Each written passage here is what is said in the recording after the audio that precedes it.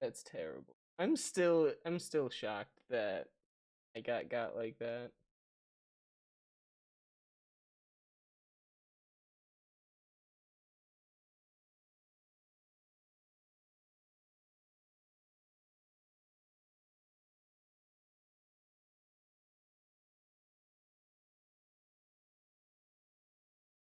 Posted and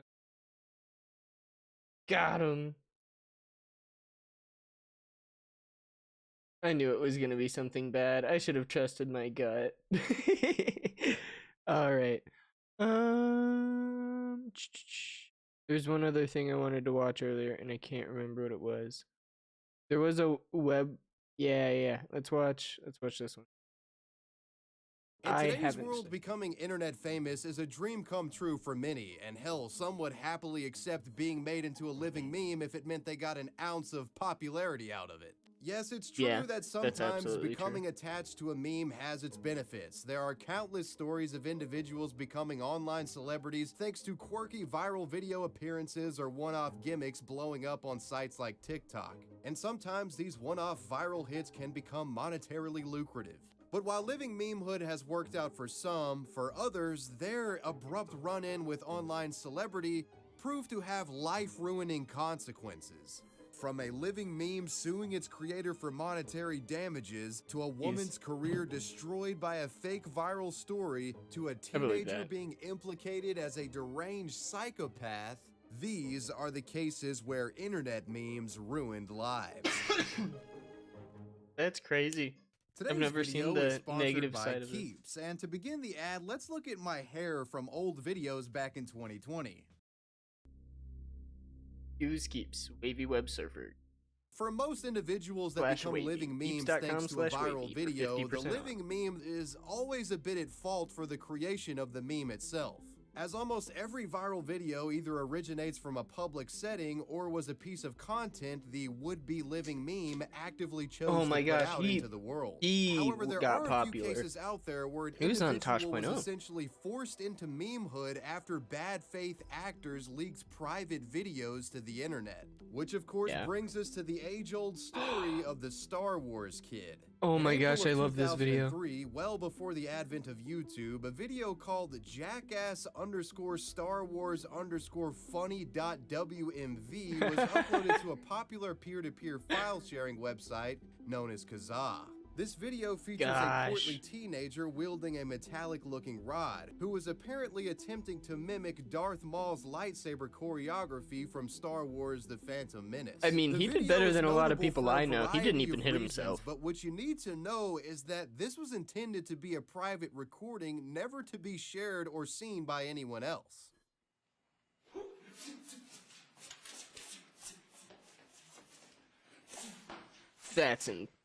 It's just impressive. The creator and star of this video was a 14-year-old from Quebec, Canada named Ghislaine Raza.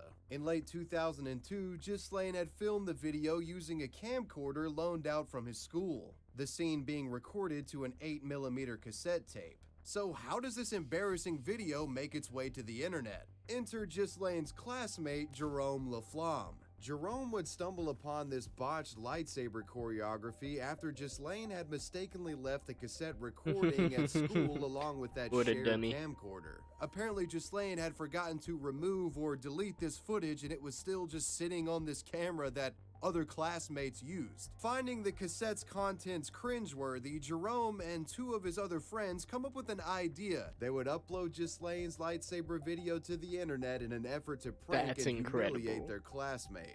In regard to why he uploaded the video, Jerome has been quoted as saying, "I thought it'd be an interesting prank. I wanted Ghislaine to know what I knew of him, what I had seen.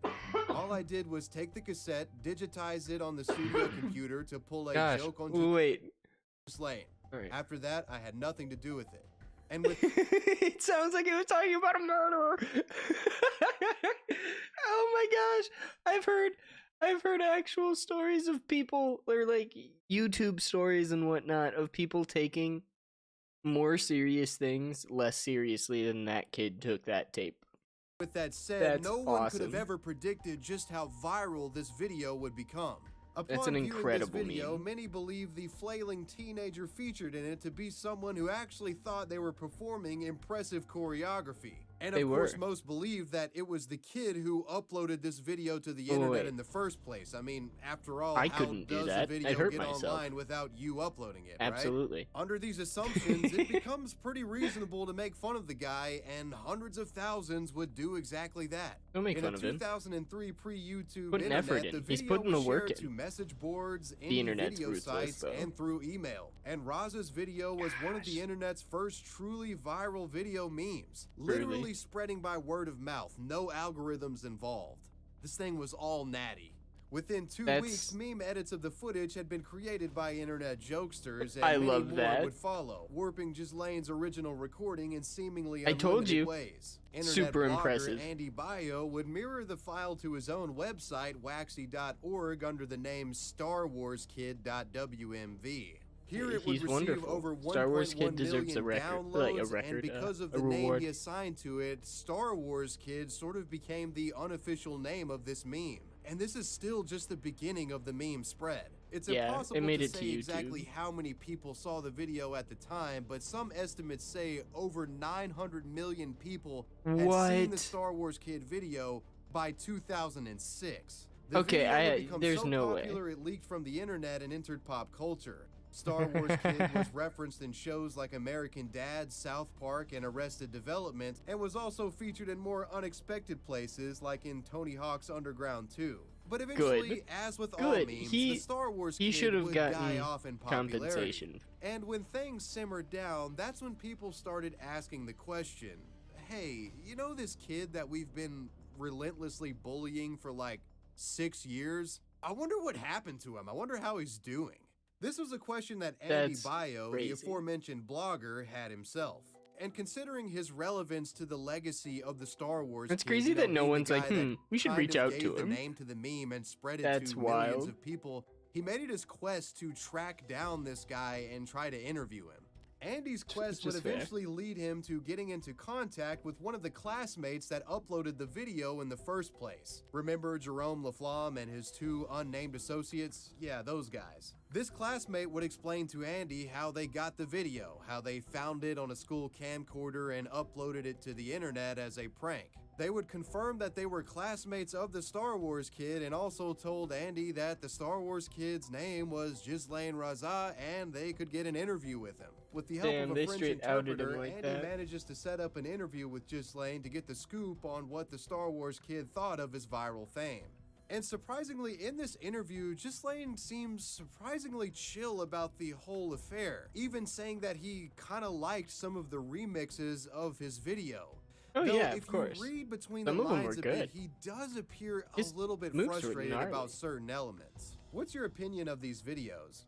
From what I saw, they looked very well made. It's surprising to see what people have done with the video that wasn't meant to be seen. It's interesting.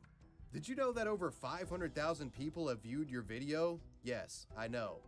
When you made the video, did you think this many people would be viewing it? No, I really never anticipated that. How did the video he didn't end up on the anticipate web? anyone to see it. Actually, it was a mistake. The cassette was left in the studio and someone put it on the internet. In this interview, Ghislaine also expressed the desire to get an iPod at some point in the near future, which then gave Andy Bio the idea to ask the internet's help in crowdfunding an iPod to gift to the Star Wars Kid himself. And about a month later, this effort proved successful, with over 400 people donating to the cause, raising the Star Wars Kid $4,334. Fun fact, Andy Bio would later become the chief technical officer of Kickstarter.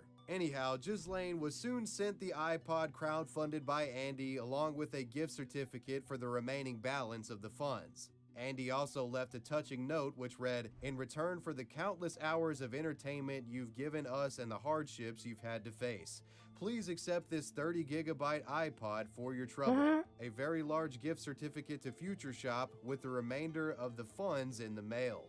Remember, the internet loves you. May the force be with you always." That's so kind. So this seemed like it could have potentially been a turning point in regard to public could have opinion been so much of Ghislaine worse. the Star Wars Kid. You know, hey, he's kind of accepting the meme. Let's send him an iPod. You know, this guy's pretty chill after all. But as Andy's note even mentioned, the guy went through a lot of shit.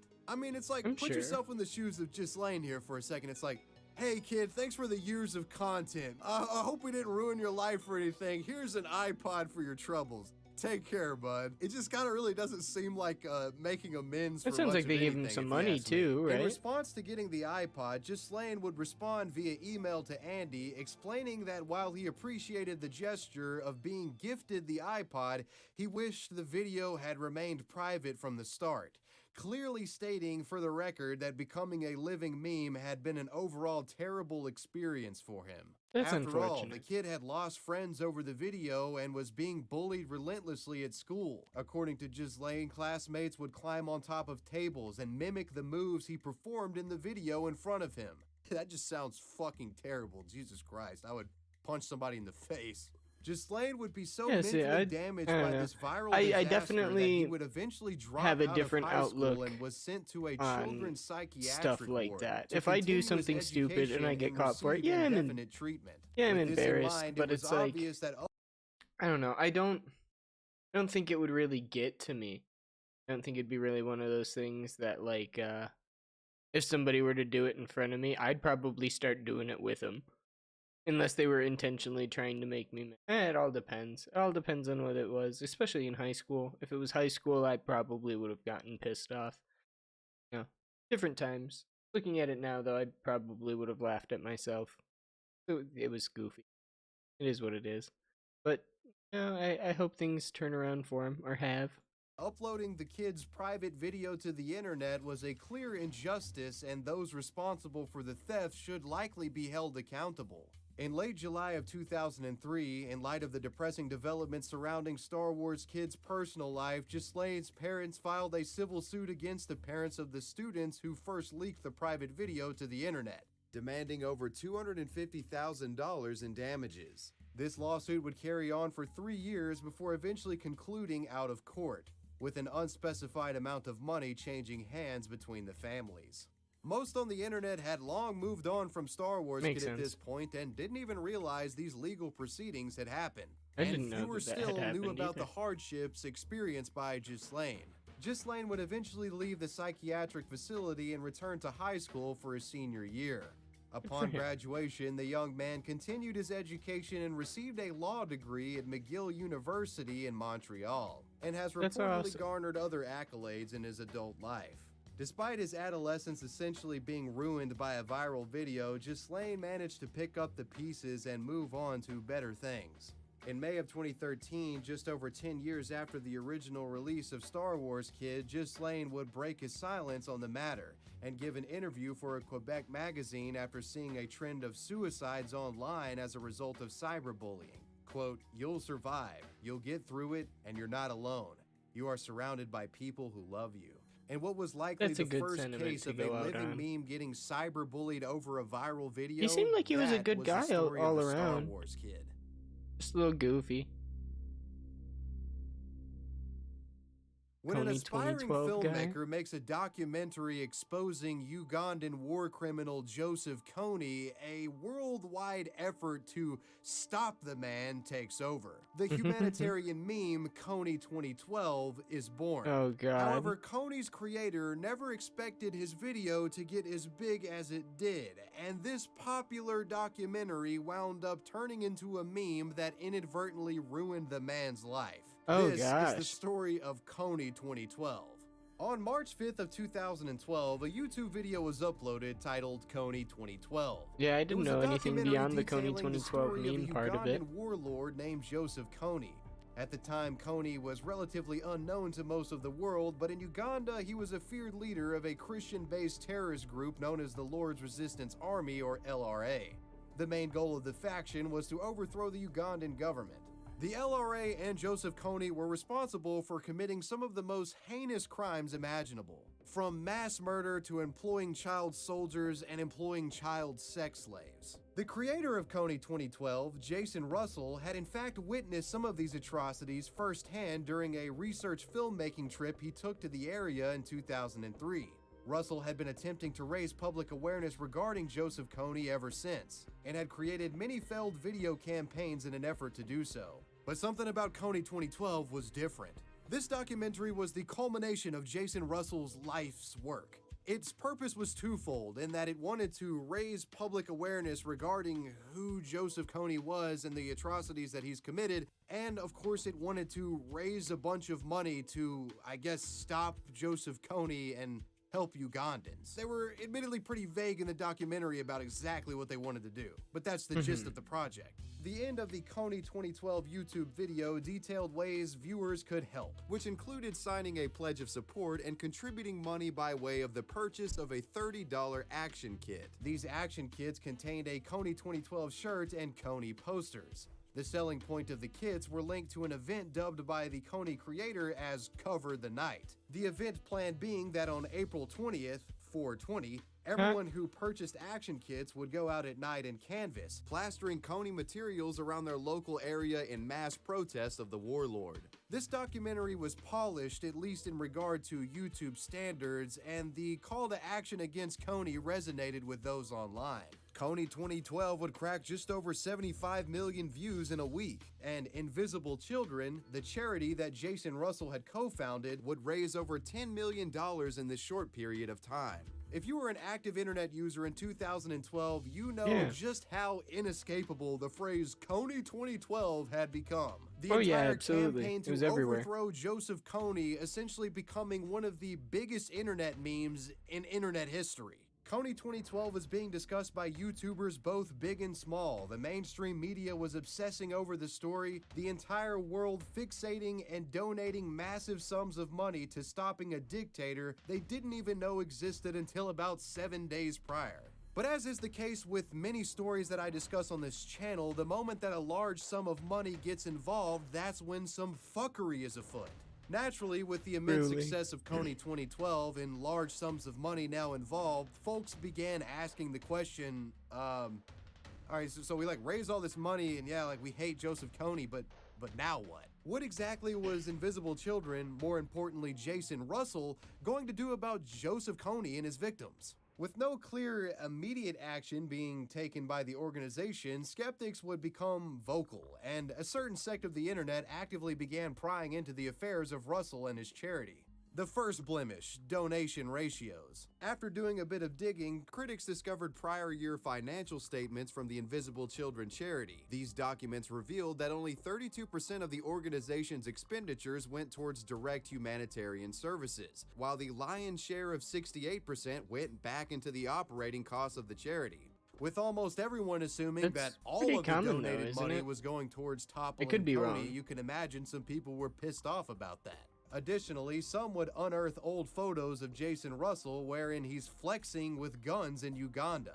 And they shared these photos, citing the images as an indication that Russell was more of an unprofessional grifter than a humanitarian hero. Others found embarrassing old videos created by Russell, apparently coming from prior failed efforts at starting a viral Kony campaign. Oh my god. Your mind. It needs attention and a dance to make it sparkle and shine. We gotta shake it up and break it. This is rough. Okay, I gotta. I feel like. Oh wait, it's 2012. And unprofessionalism aside, some simply just had issue with the entire premise of the campaign and felt that Russell had focused far too much on Joseph Kony in the documentary and didn't talk about the victims enough, essentially claiming that the documentary didn't help anyone's situation and only made Joseph Kony a celebrity in the West. Turned people's problems into their businesses, and it's unfortunate that we can have people who are merchandising but using people's problems. This scrutiny began to snowball and narrative cracks would begin to form in regard to the documentary itself. One such error was the fact that despite the documentary presenting Joseph Kony as this current scourge of... It's crazy to look at just 2012 though, like people like calling out, yeah, it's crazy that people are merchandising our issues and like calling that out. But at the same time, like you look at today, right? And if anything goes on, anything at all, people are like, yeah, I'm gonna make money off that. Just look at the one guy who was real big in in the January 6th stuff. He turned it into a whole career selling t-shirts and like mugs and all kinds of other stupid shit. Like like that day ruined a lot of people's lives, and he's like, yeah, I'm gonna make money off of it. That's wild. Wild. Of Uganda, in all reality, Coney was no longer in the country and hadn't been there for years. It almost seemed as if Russell purposely omitted the truth about Coney's location and activities to strengthen the narrative of his story and attach his cause to Uganda's ongoing humanitarian crisis. So it I was don't like think the guy was a more you bad looked guy, into but he Jason didn't Russell seem and like the a good Coney guy either. He 2012 did just seem like documentary and a the grifter. fundraiser, it's That like makes a lot of sense. the less anything made sense.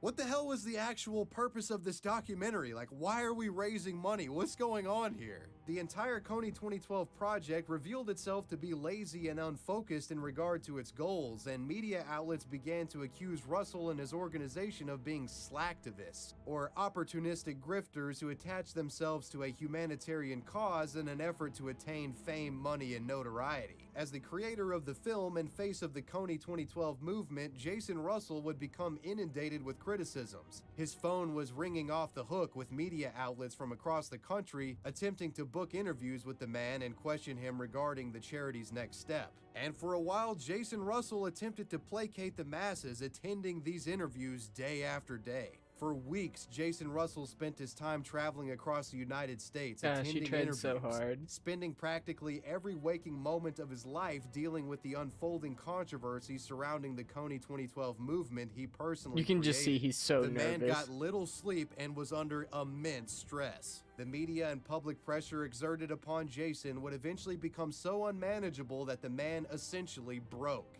And Jason Russell's psyche unraveled in a public display that would become one of the most bizarre mental breakdowns caught on camera in history. TMZ would publish disturbing amateur footage, the recording showing Jason Russell completely naked in public, yelling Why? at the top of his lungs while aimlessly roaming around at a San Diego street corner. What the Russell hell? had completely lost his mind, the pressure of maintaining the disaster that Coney 2012 had become, whittling his psyche down to a dysfunctional state. Concerned bystanders would notify police, and Jason would be absolutely. detained and hospitalized not long after. While He receiving medical actually care, lost his Jason mind. reportedly attempted to escape the facility and expressed that doctors were trying to kill him.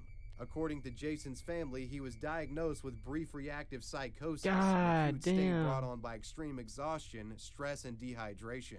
Jason would receive extensive treatment, and after some well-needed rest, his mental state returned to normal approximately 2 weeks after his embarrassing public freakout. The video showcasing Jason hitting rock bottom of his downward spiral was published to YouTube, and the video would go on to amass millions of views. And with this thing now floating around, any goodwill that was out there towards Jason Russell and Invisible Children had practically evaporated.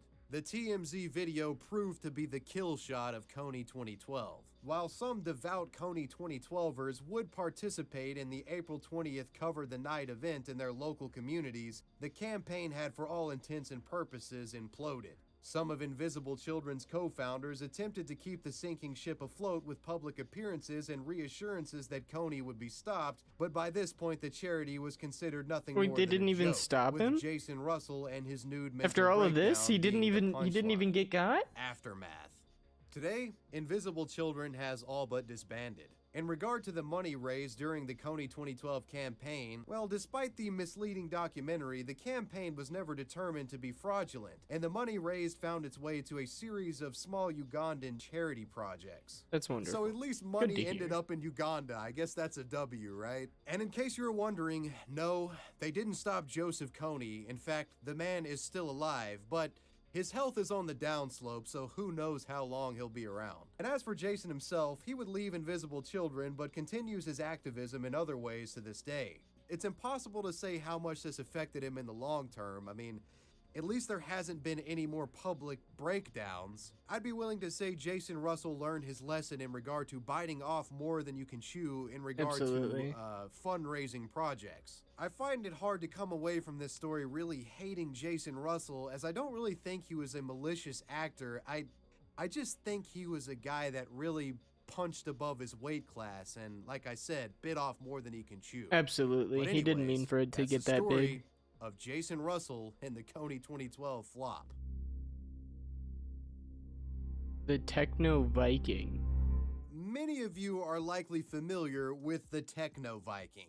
One of the first viral memes in YouTube history, Oh, this yeah, I kinda remember muscle-bound this. chat of a human being and his Vaguely, signature very dance moves vaguely. have been viewed by hundreds of millions of internet users in the nearly 2 decades of the clip existing online.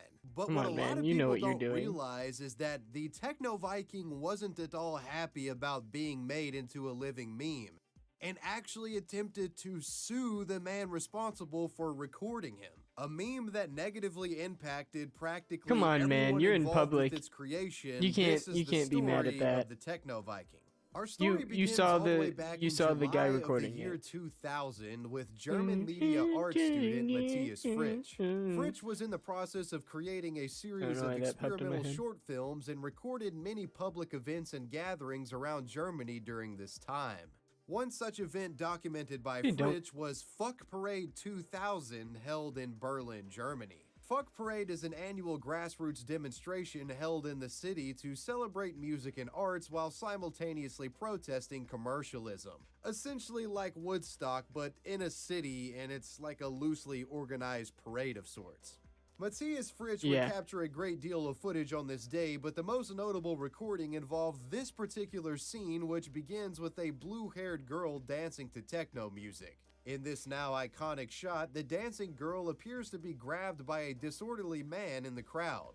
Moments later, a muscular, bearded individual, seeing this inappropriate contact, intervenes. The bearded man goes on to separate the offender from the girl and keeps the guy in his grip for a few seconds, apparently issuing some sort of verbal warning to the rabble-rouser. And then the disruptive parade attendee dejectedly Nice. walks away. This series of events by themselves is already a This great dude looks catch like the by goat. Fritsch, but what happens next makes the footage legendary. He starts getting it.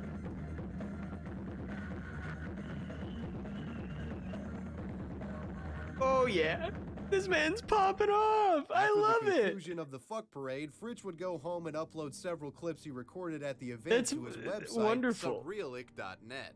One of the clips uploaded was the altercation involving the muscle-bound dancer. Fritsch would title this recording Knee Cam Number 1. Matthias would go on to show footage obtained at the Fuck Parade at film festival events. I love around that it's called the time. Fuck The Parade. distinct Viking-like appearance of the video's protagonist and the overall absurdity of events displayed in the footage certainly made for a compelling viewing experience. But considering the inaccessible nature of early internet video, few would actually see Knee Cam when it was published, and the video would essentially sit in a state of online purgatory for the next few years. But then a site called YouTube comes along. In Oh, 2006, Matthias Fritsch creates a YouTube channel for his Subrealic content, and in October he uploads a copy of Knee Cam Number 1 to his channel. This upload receives little attention at first, but strangely enough goes viral in September of 2007 after the clip is discovered and reposted by a Central American porn website called petardist.com.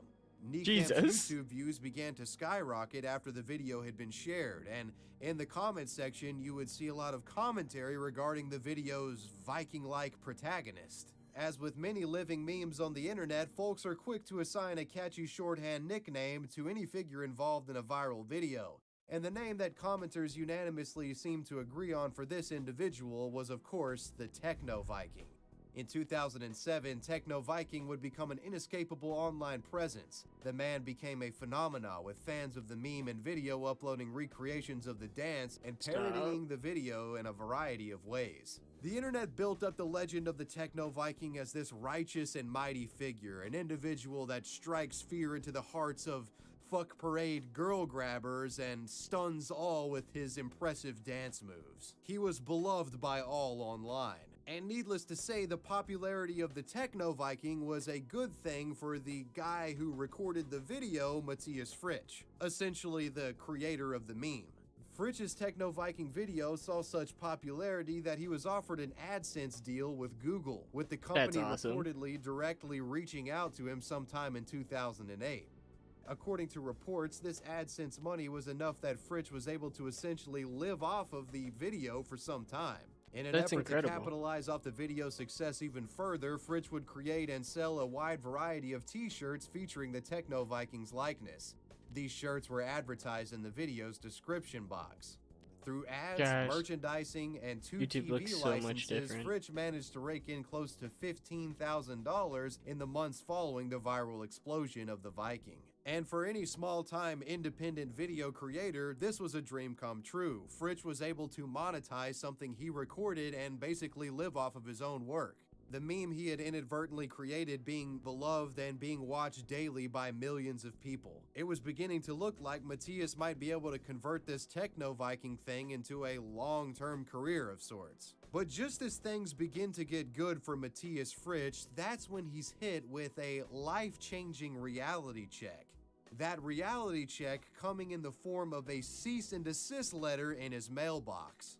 In December of 2009, Matthias Fritsch was sent a letter from a lawyer representing the Techno Viking himself. The Viking, who remained anonymous, was demanding Fritsch remove all content featuring his likeness from the internet, including the famous video and any merchandise associated with it. A segment from the cease and desist reads as follows: "My client has hired us to take care of his legal interests. We have to point out that the use of our client's image, especially for commercial reasons, is a violation of his personality rights, especially the right to images of one's likeness."